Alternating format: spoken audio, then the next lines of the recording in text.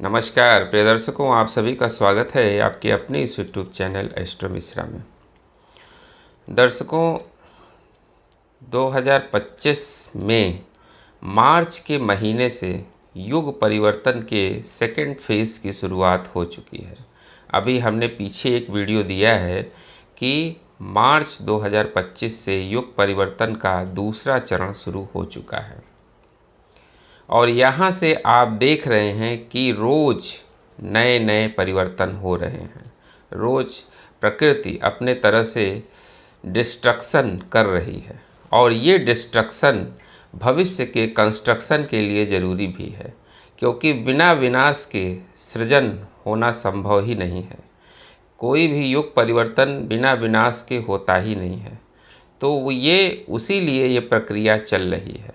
ये जो प्रक्रिया चल रही है इसमें अब तेज़ी आने वाली है, क्योंकि अगस्त के बाद यानी सितंबर के महीने से, सितंबर 2025 से लेकर और 2032 तक 7 वर्षों का जो ये समय होगा, इसमें डिस्ट्रक्शन और कंस्ट्रक्शन दोनों होगा।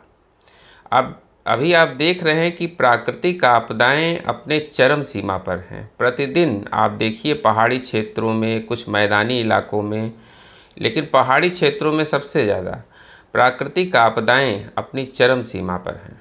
रोज़ प्राकृतिक आपदाएं आ रही हैं और अब आप देखिएगा सितंबर से या सितंबर के बाद से कि जो प्राकृतिक आपदाएं आ रही हैं इनकी इंटेंसिटी भी बढ़ जाएगी। अभी जो प्राकृतिक आपदाएं आ रही हैं वो उनसे जान माल का नुकसान कम हो रहा है, लेकिन अब जो प्राकृतिक आपदाएं आएंगी इनकी इंटेंसिटी ज़्यादा होगी। यानी भूकंप आएगा तो वो तेज़ आएगा, कहीं लैंडस्लाइड होगा तो बहुत ज़्यादा होगा, या कहीं बादल फटने की जो घटना हो रही है वो ज़्यादा तीव्र होगी, जिससे जो है ज़्यादा जान माल का नुकसान होगा। तो ये प्रकृति की व्यवस्था ही ऐसी है कि इस समय जो है प्रकृति अपना रौद्र रूप धारण की है और वो इंसानों से बदला लेने का काम कर रही है। यानी इस समय वही लोग बचेंगे जो धर्म के बेहद करीब हैं, जो धर्म से जुड़े हुए हैं, जो सनातन से जुड़े हुए हैं। जितने गलत काम करने वाले लोग हैं उन सब का सफाया निश्चित है, क्योंकि ये समय ही ऐसा है। इस समय वक्री शनि और अतिचारी गुरु मिलकर जो है पूरा उत्पात मचाए हुए हैं। और अभी आप देखिएगा कि सितंबर में जो 2 ग्रहण लग रहे हैं, चंद्र ग्रहण और सूर्य ग्रहण, इनसे जो है डिस्ट्रक्शन की मात्रा जो है वो बढ़ जाएगी। सितंबर का जो महीना है 7 सितंबर को चंद्र ग्रहण लग रहा है और उसके बाद एक सूर्य ग्रहण भी लग रहा है उसके 15 दिन बाद। तो यानी एक ही महीने में 2 ग्रहण और पितृपक्ष के बीच में दोनों ग्रहण का पड़ना ये बिल्कुल भी शुभ संकेत नहीं है। इससे जो है आने वाले दिन में आप देखेंगे प्राकृतिक आपदाएं और युद्ध की स्थितियां बनेंगी, जिससे जो है जान माल का नुकसान होगा। तो हमें ये कहने में अच्छा नहीं लग रहा है, लेकिन ऐसी स्थितियां चूँकि आगे दिखाई दे रही हैं, इसलिए हम आपको अलर्ट कर रहे हैं। हम आपको डराने के लिए नहीं कह रहे हैं। कुछ लोग कमेंट करके कहते हैं कि ये सब आप ऐसे ही डराने के लिए वीडियो बनाते हैं। डराने के लिए वीडियो नहीं बनाते हैं, आप प्रत्यक्ष देखिए क्या स्थिति इस समय बनी हुई है और आने वाले समय में जो हम बता रहे हैं इसको भी आप देखिएगा। भविष्य मालिका में जो लिखा गया है कि सिर्फ 64 करोड़ लोग ही बचेंगे, ऐसा नहीं है कि 64 करोड़ लोग बचेंगे, बहुत सारे लोग बचेंगे, लेकिन यह है कि नुकसान तो होगा। इसमें डिस्ट्रक्शन जो आप देख रहे हैं और प्रतिदिन आप देख रहे हैं कि डिस्ट्रक्शन हो रहा है, विनाश की प्रक्रिया जो है वो जारी है। तो ये जो 2025 के सितंबर महीने से मंगल की महादशा भारतवर्ष की शुरू हो रही है। सितंबर 2025 से भारत की मंगल की महादशा शुरू हो रही है और ये 7 वर्षों की महादशा मंगल की चलेगी, यानी 2032 तक। तो भारतवर्ष की कुंडली में हमने पीछे एनालिसिस किया है, वीडियो दिया है, आप जाके देख लीजिएगा मंगल की महादशा पर कि मंगल की महादशा भारत के लिए कैसी होगी।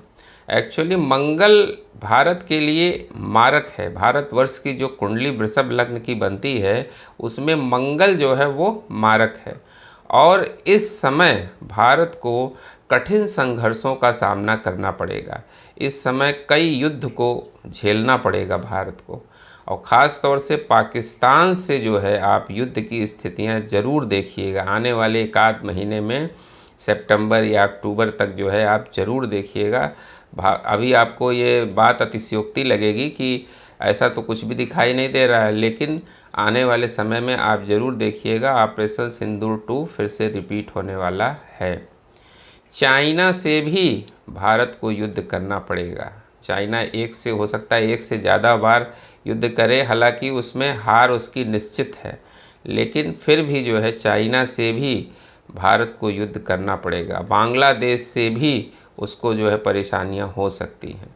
तो मंगल की महादशा जो है वो भारतवर्ष के लिए अच्छी नहीं है, क्योंकि ये मारक है मंगल। इसलिए इस समय भारत को दिक्कतों का, कठिन संघर्षों का सामना करना पड़ेगा। इस समय आर्थिक स्थिति भी भारत की थोड़ी सी कमज़ोर होगी। हालांकि इतनी प्राकृतिक आपदाओं और युद्ध के साथ अगर हम दुनिया से भारत को कंपेयर करें तो भारत मजबूत स्थिति में होगा। ऐसा नहीं है कि भारत जो है चूँकि बहुत तेज़ी से बढ़ने वाली अर्थव्यवस्था है, तो भारत जो है और देशों की अपेक्षा मजबूत स्थिति में होगा, लेकिन फिर भी जो है भारत को नुकसान तो सहना पड़ेगा। जो इस समय गोल्डन टाइम भारत का चल रहा है, आने वाले समय में आप देखिएगा कि उसमें भारत को दिक्कतें आएंगी और लोगों को परेशान होना पड़ेगा। तो इसलिए आप जो है मेंटली और फिज़िकली प्रिपेयर रहिए, क्योंकि आने वाला समय थोड़ा डिफ़िकल्ट ज़रूर है।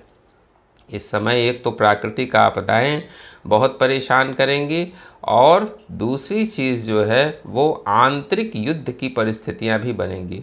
जब तक शासन सत्ता बीजेपी के हाथ में है तब तक तो चीज़ें कंट्रोल में हैं। जब तक मोदी जी के हाथ में शासन सत्ता है तब तक तो चीज़ें कंट्रोल में रहेंगी, लेकिन आगे जाकर जो है चीज़ें खराब हो सकती हैं।